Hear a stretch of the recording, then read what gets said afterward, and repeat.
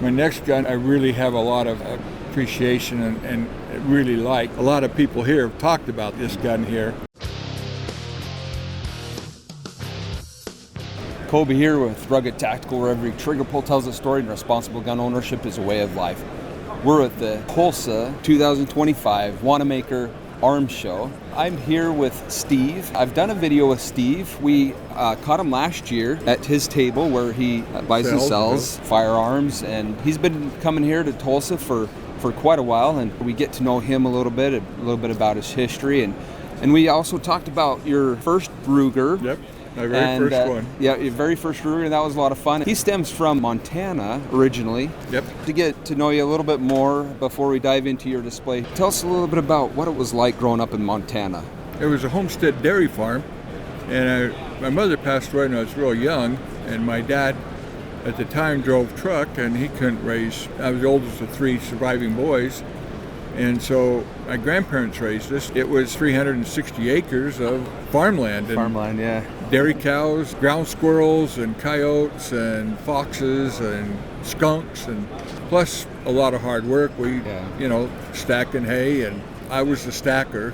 We had bales because it was a dairy farm. We didn't have these roll bales they have now, but it was a good life. I had no complaints, but it sure made me have a love for firearms. We always had skunks we had to get rid of, For the most part, I feel like I pretty much grew up in the city. I was born in Price, a small town, and I didn't grow up on a farm, but we still had some of those experiences. And there's even a story of a skunk that gets thrown in. Growing up on a farm, you're out really in kind of in nature in a lot of regards, meaning you're close to the animals. I would assume you have an appreciation for just wildlife in general. You have an appreciation for cattle. You have an appreciation for what this world is. Right? Yeah. And being a part of this world. Hot and cold. Hot and cold, that's right. Yeah. There's a lot of people that have never had that experience, and they grow up in the city or whatever, and they go to the store and they buy a fillet of fish or a breast of chicken, and they don't truly appreciate what it is that they're eating even. Yeah, or a even burger. A shake. A shake, yeah. Yeah, you get your shake. Somebody had to milk that cow to get the dairy to eat, right? Yeah. And that's what, in my mind, growing up on a farm, it kind of helps you really appreciate the shake that's sitting in front of you. Yeah, you're going to have a hard day is running that cream separator that you have to hand start. And those out there that knows what I'm talking about, that doing a separator, you start, and ours wasn't electric. It was, us boys were the starters, and keep that separated going. And when we had excess milk, we'd have to strip it, strip the cream out. And farm people know what I'm talking about. Yeah. And strip the cream out. Then you have skim milk. And I don't want to hurt anybody's feelings, but my grandpa wouldn't let us give the skim milk to the pigs. We had to go pour it in a drain. Oh, yeah, really? Grandpa would not let us feed the pigs with skim milk. Skim milk, yeah. I mean, that was garbage. Yeah. To this day, I don't allow skim milk in my house. I mean, I know I'm old school, but yeah, my father-in-law, he used to go milk the cow by hand, get up, and he says when he was young, he milked the cows, and he really liked the cream, right? Oh yeah. And he just sat there and he skimmed the cream and just ate the cream and ate so much of it that he got sick. He said he couldn't look at milk for like a month or two after because he just got a tummy ache eating that cream. Oh yeah, it was sweet. Oh, it was good. And that's another thing of growing up on a farm is you learn how to work. My Uncle Kent, he had a farm, a dairy farm. Yep. And I went and visited him, and his boys got up. Who knows how early it was? All I know is it was early, and I went and helped him. I'm always greatly appreciative of that experience that I had, and get an inkling of what you're talking about. Plus, people just don't have appreciation what fresh cut hay smells like. Yeah. Or the dew coming off of the barley field, and you're out there irrigating, and we had to hand irrigate. We didn't have this sprinkling system. Yeah. And but also on the same token, you learn to appreciate how to set a dam in the ditch and not fall in. It's cold in the morning. But we've been there, done that. But you learn a few things in life, and that common sense comes out real quick. Yeah. Okay. Yep. Can't teach it, but you learn it. But you learn it. You learn it with, what do they call it, hard knocks? Or you learn it by experience, I guess. Yeah. Thanks, Steve, for sharing that little piece of your growing up years on a dairy farm. And I almost feel like I'm out there with you as a youngster, you know, getting those irrigation ditches rolling. Good days gone by. Yeah. You know, that's all I can say is. The beauty is that we're here today in the Tulsa Arms Show. Steve has prepared an amazing display, an absolutely gorgeous display. So I'll take some photos of the guns you got here. My guess is the photos are not going to do the guns justice, because in person they are just gorgeous. They're pretty nice. So tell us a little bit about this display you got here. Well, being that we were talking about Montana, this gun right here, this gold one here, that's my Montana Centennial. And when they first came out with that, of course, I had to have Montana. So I got that out of Shields in Great Falls, Montana. And it's a numbered gun. They only made so many of them. It's a beautiful gun, and it's one of my pride and joy. You know, I mean, I look at it with a smile. It brings back memories of being there, and that one there is really special to me. This has so it's got a little bit of, so it's gold color, a little bit of silver here, and gold, then Sambar Stag grips on it. And those, it just everything. The thing about all of these guns is the colors and everything just complement each other. Yeah. And this grip on that gun is just, there's really no words to describe it. It's just a gorgeous gun. Yeah, it's a very beautiful piece of Sambar Stag. And that's why I titled it Engraved Arms That Sparkle and Shine. That I have other guns that are engraved, but I want a little bit of sparkle on it. They definitely have some sparkle. And, meaning as you walk by, that light hits off of these guns. It just casts a really nice light to them. A lot of people stop and look, especially the girls. I love sitting there watching the ladies who walk by and stop and look and point. And the guys, they just walk by and it's like, I can't shoot that. That's a pretty gun. Yeah, it's pretty good. But they're fun. You know, I enjoy this stuff. When it comes to the engraving, for example, on this Montana gun, is that out of factory? How does that work? I don't know how those guys did that. It came that way. I believe it was out of South Dakota did those. I think it was A&A or something like that. And I don't know if they did it with the machine or how they did it, but they did a great job. And I'm sure it was probably a machine because there's so many of them they did. And they did them for Utah. They did them for South Dakota. I've seen them in different, you know. Yeah, I just saw another one that's from Alaska as well. Yeah, they did Alaska. In Alaska. Yeah. And then the other gun there is the Ruger and His Guns gun. And that was a special edition from when Bill Ruger passed away. And it's got etched on it and plated onto it a picture of Bill Ruger and in 1949 or 1950 that time, and Alex Sturm. That was a special commemorative one. It's got silver on it, plating. It's a stainless steel gun. It's a very rare, unusual gun. It's a Vaquero in a 44 mag, but it's a 7.5 inch barrel with a non-fluted cylinder, which they didn't make that, but only for that edition.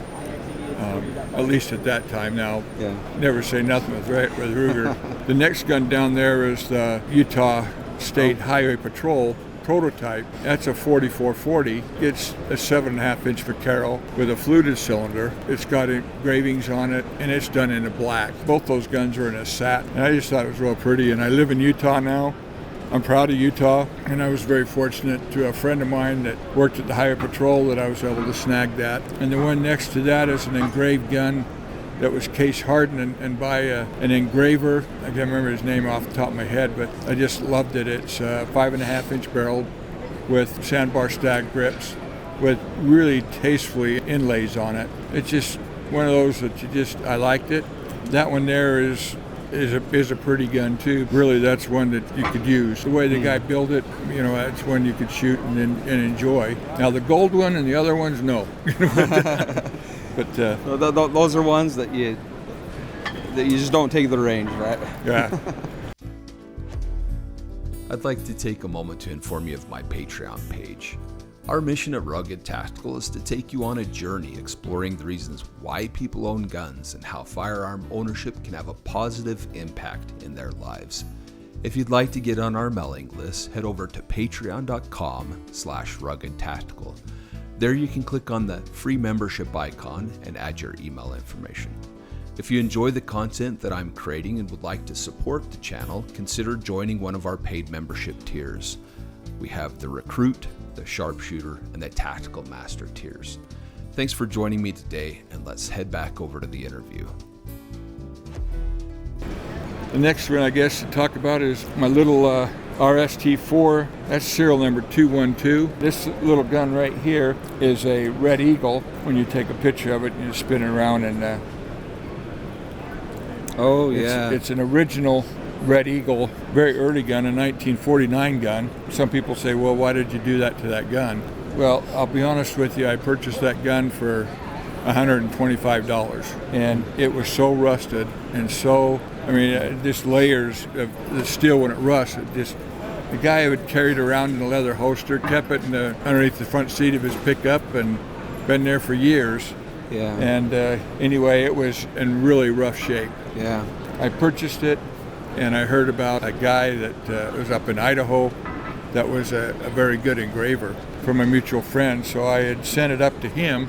He asked me, how do you want it engraved? I says, so I can't see the rust. Yeah. It's got to be a heavy engraving. And I says, and if you want to do some little bit of gold inlay on it, but tastefully. Yeah. And he did a fantastic, beautiful job. So the red then, those are the original grips then. Yep. And the grip looks great. You would have never known that the rest of the gun was rusty based on the grips, because to me the grips look great. It's a hard rubber grip. He had like a grip cover over it, make it a little bit bigger, and that's one thing that saved those grips. That's just a light paint of red on there, and it would have rubbed right off. Oh, yeah. In normal handling. You would have never known that the gun was rusty, and he did do an amazing job. And so that goes to show you right there, I guess, if you have a gun that has historical significance due to its age, there might come a time where you want to leave a gun as is, or there might come a time where you take something like that and you turn it into a work of art, and a lot of that is dependent upon the person that you have doing it. There's a lot of people that get tattoos, and not all tattoo artists are the same, and you'll get a little different flavor, a little different flair depending on the artist's abilities. Yep. I think the guy that you had do this did an amazing job. It looks incredible. He did. He's a master engraver, and I'm very impressed with it. My next gun, I really have a lot of appreciation and really like. A lot of people here have talked about this gun here. That is a 357 flat top. They call it flat top. It's a Black Hawk because the top of it's flat. Again, there's a gun that when a friend of mine called me up from a gun show in, I can't remember if it was Minnesota or Wisconsin, somewhere, and he says that a guy had this gun with a certain serial number, 383. He knew that I was an old Mopar man. I liked my old Mopar, and when I was in school, I drove a Dodge, Mopar, and he said it's serial number 383. That was the motor in our Mopars. A lot of us had 440s and 340s and Hemis, and he told me about it. I said, I'll take it. Well, that gun, when I got it, he told me it was real bad. And it had a 10-inch non-factory barrel on a 12-inch barrel. It was drilled and tapped in the top strap, which the rear sight was missing. It was again very rough. I said, I got to have it, and I got it. I didn't realize it was that bad.